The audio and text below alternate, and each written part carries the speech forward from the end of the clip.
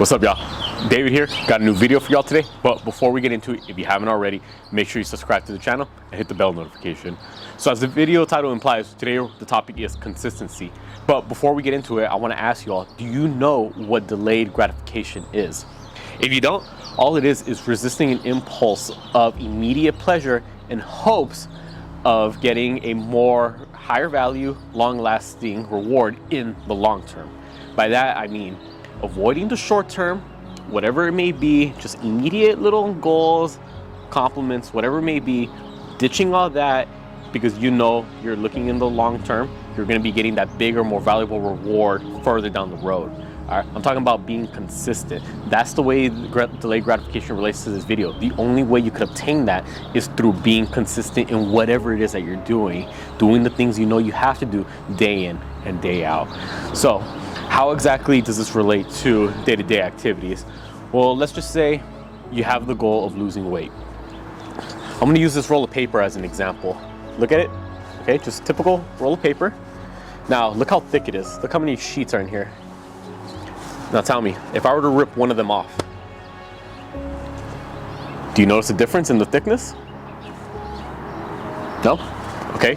What happens if I rip another one off? Notice any difference? No? Obviously, you're not going to see a difference. There's at least 100 sheets in here, if not more. Ripping two of them off of them is not going to make a difference. Now, how exactly does this relate to consistency? This represents you, and these sheets represents the work you put in to reach your goal. So the easiest example I could think of is losing weight. Being that this is a fitness channel, I'm going to use fitness examples. Many of my clients, many of you may have the goal of getting in shape, specifically losing weight.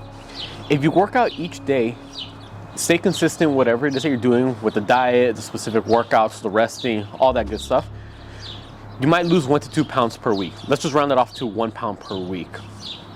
Are you going to notice that 1 pound difference after week 1? No. Are you going to notice that 2 pound difference after 2 weeks? No. This right here represents you. Each time you pull off a sheet, you're not going to see a difference in your appearance or whatever goal it is you're working towards. But if I were to pull off a sheet every day for 100 days, eventually all 100 sheets are going to be off. All you're going to be stuck with is the roll. Well, that's you. You're not going to notice the difference day in and day out from doing your workouts. But if you do them when you're supposed to over the course of many days, many weeks, many months, even a year, then in the long term, yes, you will see that result. You're not going to notice a pound of body fat reduced per week. But if you do it for months on end, 1 pound per week for multiple months, obviously then you will see those results. But it's a matter of staying consistent. You can't just pull off a sheet. And by that I mean, you can't just lose 1 pound of body fat and then stop. And then a couple weeks go by, a couple days go by, and then you work out again. No, it has to be an everyday thing. Put in the work each day, pull off those sheets over time. This will get more smaller, and eventually you'll be stuck with the roll. Every time you do your workout, eventually you'll do enough of them where you'll start noticing the differences. Other people will start noticing the difference in you. You'll feel the differences, you'll see those differences, but you need to stay consistent with it. And it doesn't just have to be when it comes to losing weight. If your goal is to start reading more, let's just say you have a 300-page book. If you read 10 pages per day, 10 pages out of 300, is that really that much of a big percentage of the book? Not really, but if you read 10 pages every day for 30 days, that's one 300-page book that you read in that 1 month. Now, is it a lot? For some people, maybe. For some people, it may not. But that's one more book than you would have otherwise read if you hadn't done 10 pages per day in the first place. You can read more than that. You can read less than that. When it comes to working out, not many people have a lot of time to get the workout in throughout the day. Not everyone has an hour to 2 hours per day to actually go to the gym, push themselves hard. But a lot of people do have 10 minutes per day. Now, is 10 minutes a lot? Realistically, no. Everyone could find 10 minutes in their schedule, some shape or form.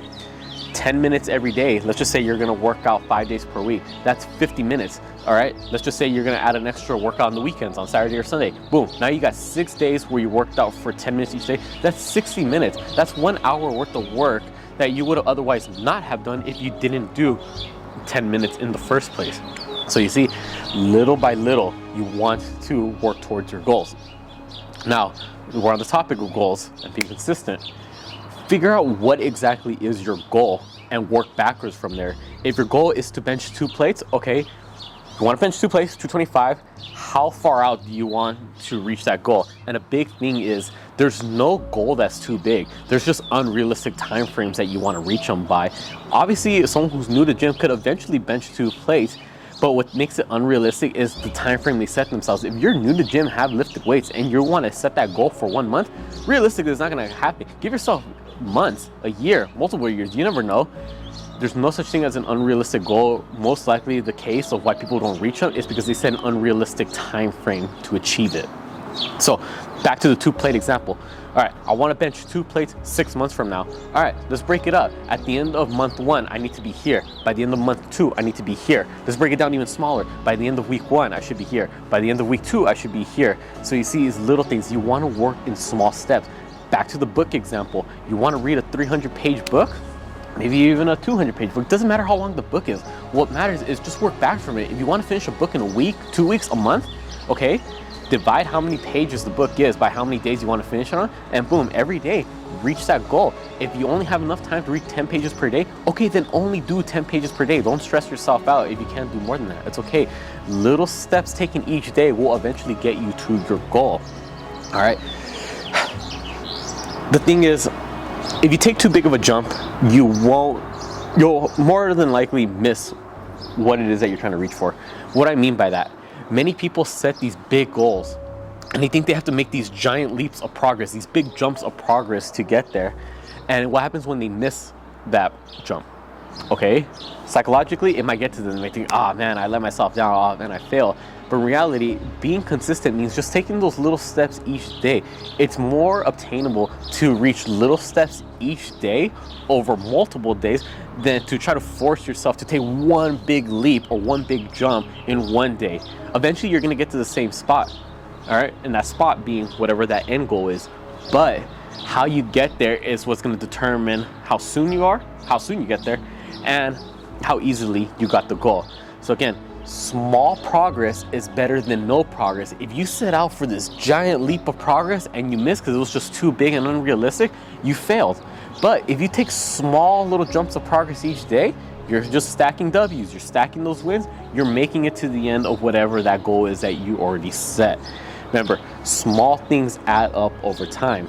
And the last thing I want to say when it comes to why it's more important to set smaller, realistic goals over time compared to just that one big one that's unrealistic is that psychologically, you won't have to think of it as being as overwhelming. Think about it. When you're new to the gym, again, I'm going to go back to the gym examples, and you want to set this lofty goal of losing 50 pounds, let's just say you're 50 pounds overweight, you want to lose it, it may seem overwhelming. Think back to when you first started working out. What was your major goal? Did it seem overwhelming at the time?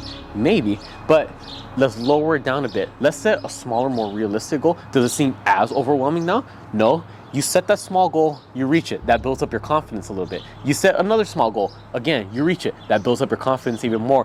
The more goals you reach, the more realistically they get. Not only are you making progress physically, if that's what the goal is, but also mentally you're making progress. You're building up that confidence because you're holding yourself accountable to those goals and you know you reach them. You know if you reach these goals in the past, you know you'll reach these goals in the future. So again, the bottom line is whatever goal it is that you want, whatever in general it is that you want in life, you're going to attain it by being consistent. By being consistent, figure out what that final goal is, work backwards from there. Figure out what progress you need to make each day and set realistic time frames for what needs to be achieved during what time period. That's all I want to say about being consistent. I see too many people starting a goal, but then not finishing it. They start a workout program, but then they give out. New Year's resolutions, they hit a gym hard for January. By February, the gym is empty again. All of a sudden in December, they say, you know what, I'm gonna go into the new year, starting off strong, I'm gonna go to the gym, and give it a couple weeks, they stop. A lot of people start the new diet, by day 4, they already cheated on the diet. Things like that, no. You wanna see progress, you have to stay consistent. They always say, as cliche as it may be, Rome was not built in a day. Whatever your goals are, you're not going to achieve them in a day. Think of the long-term picture, work backwards, take little steps to achieve it. Little things add up to something big in the long term. That's all I have to say. As always, comment down any video suggestions you would like to see me do. I'll be more than happy to do so. Make sure you subscribe to not just my channel, but my girlfriend's channel, and we got a couples channel together. And then for Instagram and TikTok, same thing. Make sure you subscribe and follow to not just my accounts, girlfriends, couples. I put all the links down in the description below. With that being said, I'll catch y'all next time.